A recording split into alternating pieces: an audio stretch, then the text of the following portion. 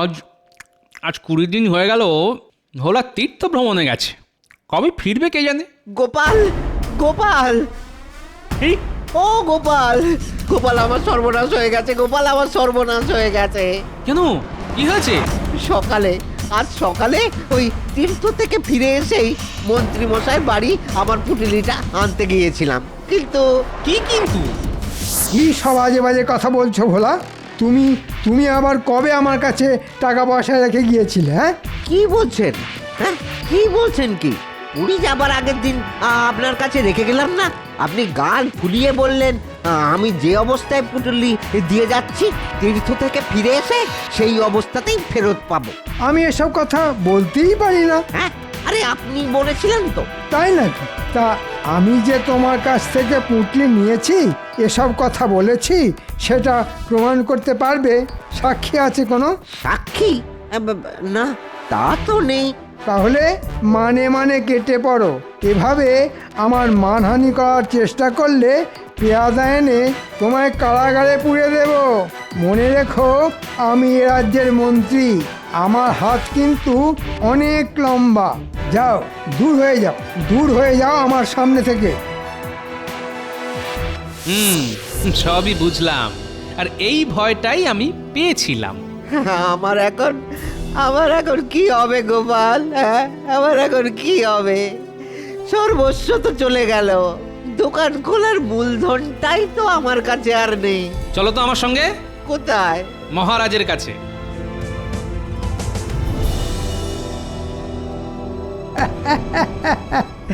ব্যাটাকে এমন চাল দিয়েছি যে ব্যাটা এখন কপাল চাপড়ে মরবে আর ভেউ ভেউ করে কাঁদবে। ওরে, ও যে সব কিছু আমার কাছেই রেখে গেছে সেটা কোনো দিনও প্রমাণ করতে পারবে না।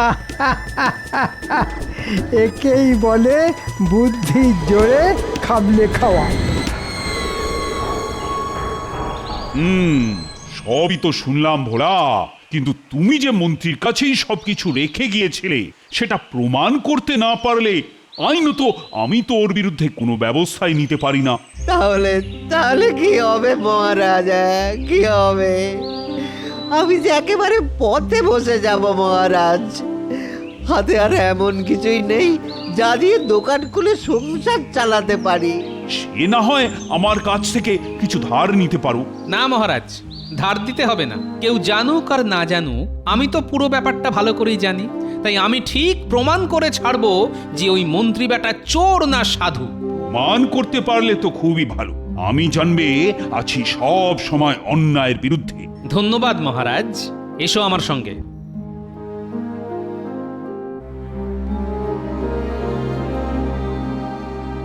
এতে এতে হবে বলছো? হবে না মানে? হতেই হবে। আসলে মন্ত্রী মশাইয়ের মাথাটা শয়তানিতে ভরা হলেও ঘটে ঘিলু বলতে কিছু নেই। আমাদের পাতা ফাঁদে ধরা ওকে পড়তেই হবে। যাও, এখন দোকানে গিয়ে বসো, আমি একটু পরে ওখানে আসছি। তারপর শুরু হবে আসল খেলা।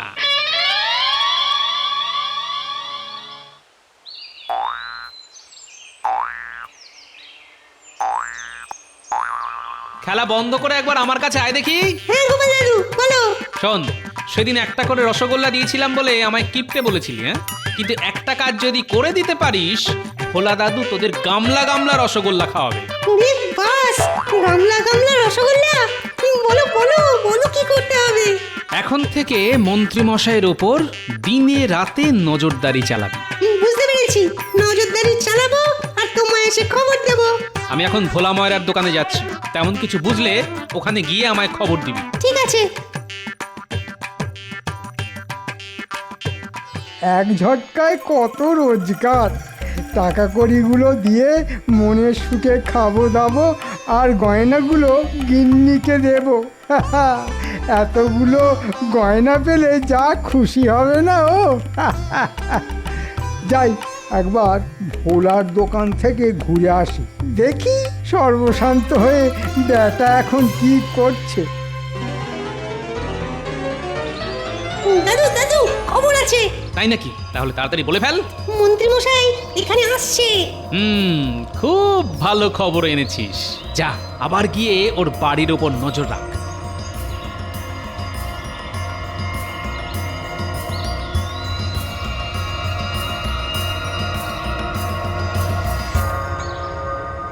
ঠিক আছে, হ্যাঁ ঠিক আছে। ভোলা, মন্ত্রী মশাইকে বোকা বানাতে কি বুদ্ধিটাই না বের করেছো তুমি, হ্যাঁ? আমাকে নিয়ে কি বলছে গোপাল? না, আল থেকে শুনতে হচ্ছে। মন্ত্রী বেটার টাকা কড়ি গয়নাগাটির উপর খুব লোভ, তাকে নকল টাকা আর পয়সা দিয়ে খুব ঠকান ঠকিয়েছো, হ্যাঁ? এবার এই গয়না বেচতে গেলে কিংবা টাকা কড়ি দিয়ে কোনো কিছু কিনতে গেলে নকলের দায়ে হাজতবাস হবে ওর। সব জারিজুড়ি তখন ঘুরছে যাবে। আমার কাছে বিনা পয়সায় মিষ্টি খাওয়ার ফল হাতে নাতে পাবে। কি শুনছি? নকলের দেয় আমাকে ফাঁসানোর চেষ্টা? না না, এক্ষুনি বাড়ি গিয়ে ওই পোঁটলা ফেলে দিতে হবে। দেখো, মন্ত্রী ছুটলো বাড়ির দিকে। চলো ভোলা, মহারাজকে নিয়ে আমরাও তাড়াতাড়ি ওখানে যাই।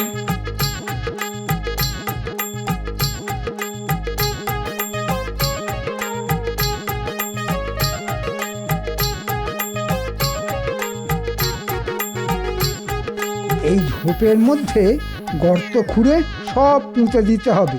সেটা আর কি করে সম্ভব হবে মন্ত্রী মশাই? আপনি যে হাতে নাতে ধরা পড়ে গেছেন। মন্ত্রী, তুমি তুমি এত বড় ছেঁচড়!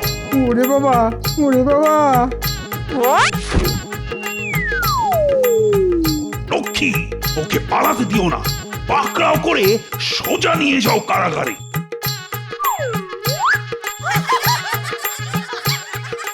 সত্যি সত্যি গোপাল, আজ আজ তোমার বুদ্ধির জোরে আমার সব কিছু রক্ষা পেল। তার সঙ্গে আমার নাতিরাও আছে। ওরা যদি গুপ্তচরের কাজটা না করত, ওদের ওদের পেট পুরে রসগোল্লা খাওয়াবো। কি মজা, কি মজা! আর আমি কি বাদ যাব নাকি? কতদিন যে তোমার এই যে বুড়ো, সকালবেলা দাওয়ায় বসে পা দোলালেই চলবে? বলি বাজার যেতে হবে না? না, আজ আমার হাজার কাজ, তাই ঘরে যা আছে তাই দিয়েই চালিয়ে নাও। গত দুদিন ধরে তো একই কেতন শুনিয়ে যাচ্ছ। এদিকে চালাতে চালাতে ভাঁড়ার যে ফাঁকা, আর যে চলছে না। চলছে না বুঝি? না, চলছে না। বুঝলাম। কি বুঝলে? বিয়ের সময় মা বলেছিল ঘরে অন্নপূর্ণা আসছে, কিন্তু এতদিন ঘর করার পর বুঝলাম অন্নপূর্ণার বদলে তুমি আসলে একটা পুরোপুরি অসম্পূর্ণা। মানে? ওই যে মাঝে মধ্যেই হুটহাট করে ভাড়ার ফাঁক হয়ে যায়। এই দেখো, একেবারে বাজে কথা বলবে না। কি বলতে চাইছো তুমি? কি বলতে চাইছো? আমি একলাই সব খেয়ে ফেলি, তুমি খাও না? না, তুমি চেপে চুপে খাওয়াও বলেই তো খাই, আর খেয়ে খেয়ে মোটা হয়ে যাই। এই শোনো, বাজে কথা ছেড়ে বাজারে যাবে কিনা বলো, আর না গেলে আমি কিন্তু আজ উনুন ভেঙে ফেলবো। হ্যাঁ, আমার হাত পাগলি গিন্নি দেখছি বেশ খেপে গেছে। না, আর কথা বাড়ালে হয়তো সত্যি সত্যি উনুন টুনুন ভেঙে একসা করে বসবে। এই দেখো, সামান্য কথাতে এত খেপে গেলে কেন বলো তো? আচ্ছা বাবা, আচ্ছা আচ্ছা, থলি দাও আর বাজার থেকে কি কি আনতে হবে বলো। ভালো দেখে তরি তরকারি আনবে। আজ বৃহস্পতিবার, তাই মাছটা চেনো না যেন। বাহ বাবা, কি মজা! মাছ আনবার পয়সা বেঁচে গেল। বাঁচাচ্ছি তোমার পয়সা, বাঁচাচ্ছি। মাছের বদলে ভোলা ময়রার দোকান থেকে বেশি করে মিষ্টি দই এনো। কতদিন যে ভাতের পাতে মিষ্টি দই খাইনি। এরও কিন্তু।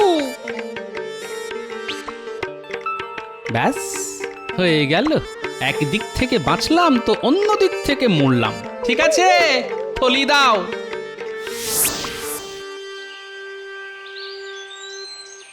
এই যে ভোলা, ভালো দেখে আতসের মিষ্টি দই দাও দেখি।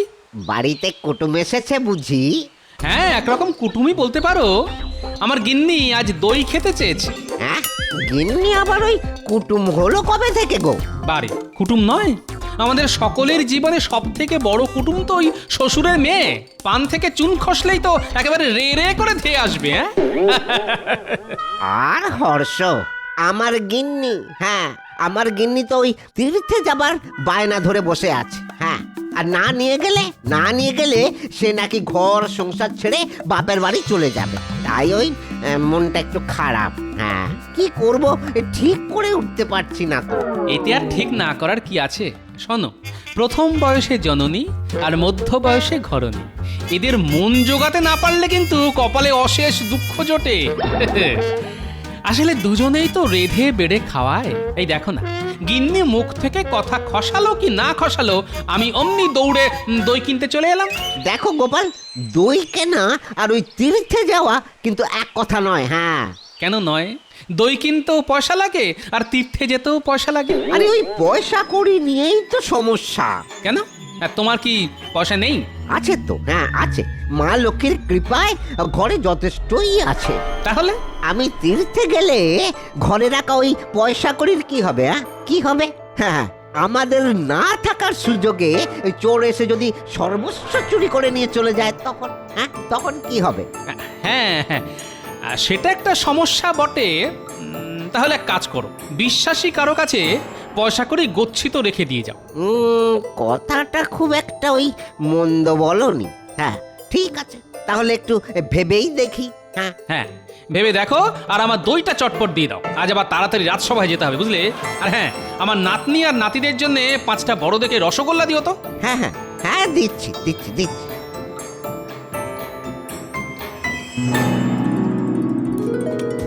ইরে, কেমন খাচ্ছিস? খুব ভালো দাদু, খুব ভালো। আচ্ছা দাদু, আজ হঠাৎ আমাদের রসগোল্লা খাওয়ালে কেন? দই ষষ্ঠী। দই ষষ্ঠী? সেটা আবার কি? উমা, তাও জানিস না? ওই জামাই ষষ্ঠী, অশোক ষষ্ঠী, চাবড়া ষষ্ঠীর মতো তোদের দিদা মাঝে মাঝে ওই দই ষষ্ঠী পালন করে। সেদিন শুধু দই আর ভাত খায়। দিদার কি মজা! শুধু দই আর ভাত। তবে রে বুড়ো, হ্যাঁ? বাচ্চাদের কাছে উল্টো পাল্টা বলা হচ্ছে না, দেখাচ্ছি মজা।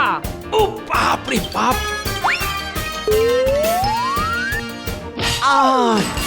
ভোলা, ভোলা ময়রা এসে পড়লো বলে বুড়ো আজ খুব জোর বেঁচে গেল। হ্যাঁ, কি ব্যাপার ভোলা?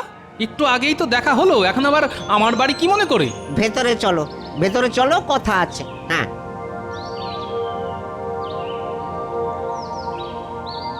এই তোরা এখন বাড়ি যা, বুঝলি? ভোলা দাদু, তোমার রসগোল্লা খুব ভালো ছিল, কিন্তু আমাদের দাদু তো কিপটে, তাই একটার বেশি আনেনি।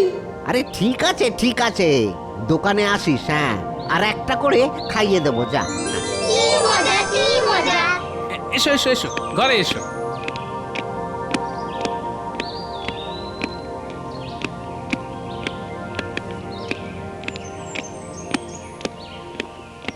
বসো, ওই খাটটাতে বসো। এবার বলো কি বলতে এসেছো। আচ্ছা গোপাল, আমি গিন্নিকে নিয়ে তীর্থ করতেই যাব। সেটা খুব ভালো কথা। ভেবে দেখলাম ওই যেতে আসতে দিন 20 মতো লাগবে। তাই ওই কদিন তুমি যদি আমার যাবতীয় সঞ্চয়, মানে ওই টাকা পয়সা, ওই সোনার দানা, এইগুলো সব যদি রেখে দাও তাহলে। আমার কাছে? হ্যাঁ হ্যাঁ, তোমার কাছে। কারণ ওই তোমার মতো সৎ আর ওই বিশ্বস্ত লোক এই কৃষ্ণনগরে আর কে আছে বলো? দেখো, রাখতে তো আমার কোনো আপত্তি ছিল না, কিন্তু আমার ঘরের অবস্থাটা একবার দেখো। একে খড়ের চাল, তাতে আবার এখানে ওখানে ফুটো। রাতের বেলা আমি আর আমার গিন্নি দুজনেই মরার মতো ঘুমোই। তা চোর টোর এসে যদি সব চুরি করে নিয়ে যায়। চোর? হ্যাঁ ভাই, চোর। তাই বলছি, এত বড় দায়িত্বটা তুমি আমার কাঁধে চাপিয়ে দিয়ে যেও না। তাহলে কি করি বলো তো? আমি বলি কি, তুমি একবার মহারাজকে গিয়ে বলতে পারো। তিনি যদি রাজি হন তাহলে আর চিন্তা কি। ঠিক আছে ঠিক আছে, দেখছি। হ্যাঁ দেখছি।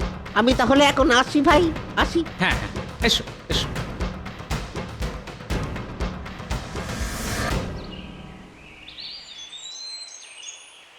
আরে ভোলা, রাজবাড়িতে কি ব্যাপার? কোনো মিষ্টির বরাত আছে বুঝি?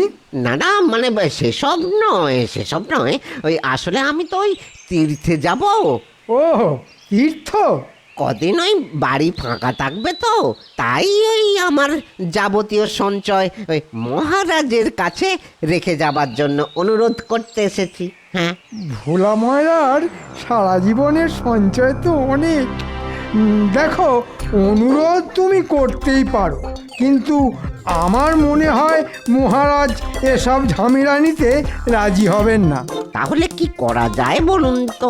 এদিকে তীর্থে যাবে বলে আমার গিন্নি তো একেবারে ক্ষেপে উঠেছে। তুমি যদি আমার কাছে রেখে যেতে চাও তাহলে আমার তাতে কোনো আপত্তি নেই। আপনি রাখবেন? কেন রাখবো না? আরে আমার পাকা বাড়ি, তার উপর শক্তপোক্ত দরজা জানলা, চুরি ডাকাতির কোনো ভয় নেই। তুমি স্বচ্ছন্দে রেখে যেতে পারো। যাক বাবা, ওই চিন্তা মুক্ত হলাম। হ্যাঁ, তোমাদের চিন্তা হরণ করে চিন্তা হরণ হওয়াই তো আমার ধর্ম। ভোলা, যাও এখন বাড়ি যাও, যবে মনে করবে আমার কাছে গচ্ছিত রেখে যেও। যাই যাই, ওই এক্ষুনি বাড়িতে গিয়ে গিন্নিকে বলি তীর্থ করতে যেতে আমার আর কোনো বাধা নেই। হ্যাঁ। ওরে বাবা, কার মুখ দেখে উঠেছিলাম রে আজ!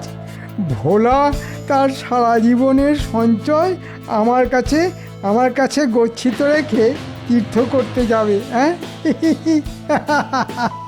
ভোলা কদিনের জন্য তীর্থ করতে যাবে অন্য কোনো দূর দেশে। হ্যাঁ, আরে মন্ত্রী এমন নিজের মনে হাসছে কেন? এটা হয় পাগলামি নয় শয়তানি। আরে ও মন্ত্রী মশাই, এমন করে হাসছেন কেন? হাসছি তো বেশ করছি। তোমার অসুবিধা হলে কানে তুলো দিয়ে ঘোরো, চত্বর সব। হাসতে হাসতে হঠাৎ করে চটে উঠলো কেন? না, ব্যাপারটার মধ্যে কোনো গোলমাল আছে বলে মনে হচ্ছে।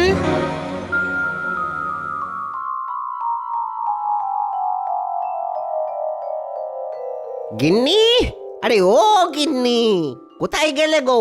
কি বলবে বলো? বলছি যে ওই গিন্নি, ওই বাক্স প্যাটরা গুছিয়ে নাও। হ্যাঁ, গুছিয়ে নাও। বাক্স প্যাটরা গোছাবো মানে? আহা, তীর্থে যাবো তো। হ্যাঁ, বলো বলো, কোথায় যাবে? পুরী না কাশী না? এর আগে কোনোদিন তো যাইনি, তাই পুরী চলো, একসঙ্গে সমুদ্র আর জগন্নাথ দর্শন। তাহলে তাই চলো। হ্যাঁ চলো, ভাবছি ওই পরশু দিনই আমরা যাত্রা শুরু করব। পরশু দিনই? এই তুমি না খুব ভালো, ময়দা মাখাই আছে, দাঁড়াও তোমার জন্য চট করে দুটো লুচি ভেজে নিয়ে আসি।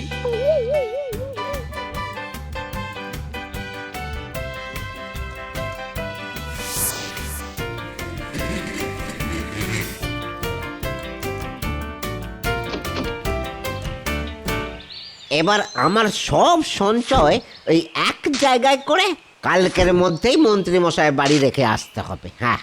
ওমা, এসব কি করছো? আহা, ওই গুনে গুনে রাখছি তো, কাল এই পোঁটলাটা ওই মন্ত্রী বাড়ি রেখে আসবো না?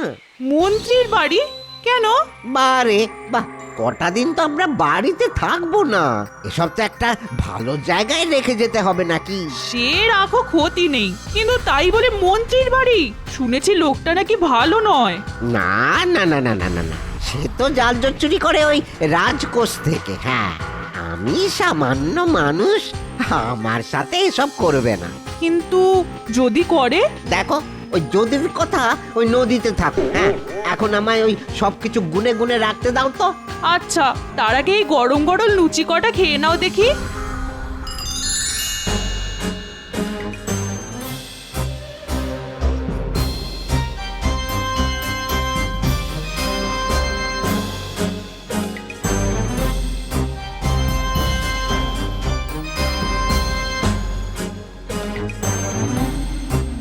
আরে এই সকালবেলা পোটলা হাতে ভোলা চলল কোথায়? ভোলা, ও ভোলা, বলি ও ভোলা, সকালবেলা পোটলা হাতে চললে কোথায়?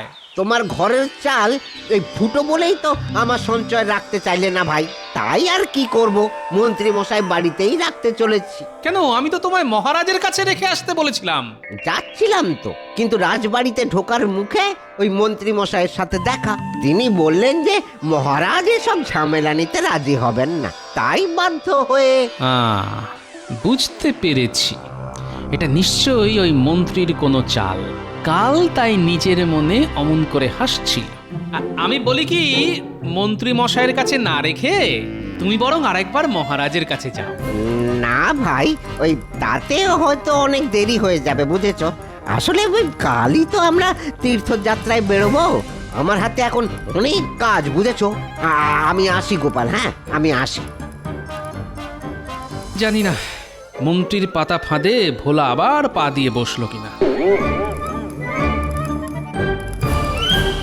মন্ত্রী মশাই, ও মন্ত্রী মশাই।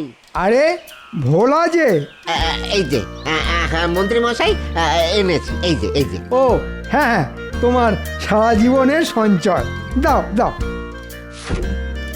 ওরে বাবা, এ তো বেশ ভারী। তা একটু ভারী তো হবেই, হ্যাঁ। টাকা পয়সার সাথে কিছু ওই গয়নাও আছে তো, একবার দেখে নেবেন, হ্যাঁ একবার দেখে নেবেন। না না, দেখার কি আছে, তুমি যে অবস্থায় পুঁটলি দিয়ে গেলে তীর্থ থেকে ফিরে এসে সেই অবস্থাতেই ফেরত পাবে। ভেতরে কি আছে তা জেনে আমার কি দরকার ভাই। তাহলে আমি আসি। হ্যাঁ হ্যাঁ, এসো এসো, ভালো করে তীর্থ করে এসো, যাও যাও, দুর্গা দুর্গা দুর্গা দুর্গা। ভোলা বড় ভালো ছেলে, জানে না যে বাঘের মুখে মাংস রেখে গেল।